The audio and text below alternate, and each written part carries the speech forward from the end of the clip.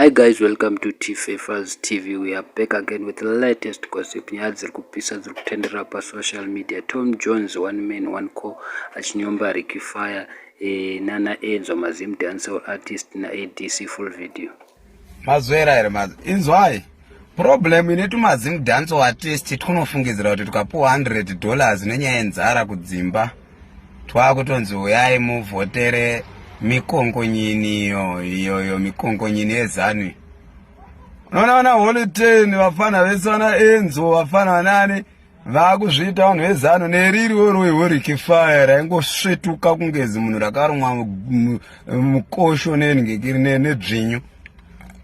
Dzikamai vafana.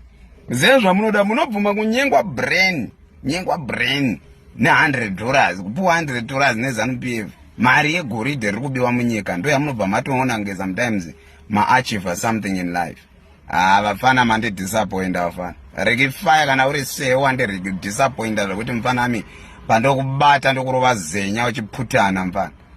Ongwatora decision yakanaka wakupirikuka uchifurirwana horo iyo inonzi horo 10 iyo. Musuru uyo anoroora mukadzi akanyengwa nemporo 70 utozvipa mbiri kuti kwaiaraura mukadzi.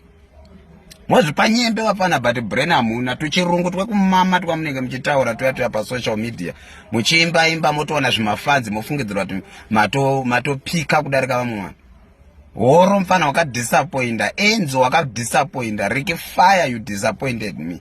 Handidi kunyepera vafana makamama brain. Omega Tom Jones achizvitaurira achidedzera kuti ZANU-PF iri kupai tumari tusina nebasa rese ezvemakutengesa nyika. Adedzera Tom Jones akati Ricky Fire ijamba zvisingaiti ndasingazivi kuti achazotengwawo neZANU-PF asisiko ku Triple C. So thank you so much guys, don't forget to subscribe to our channel.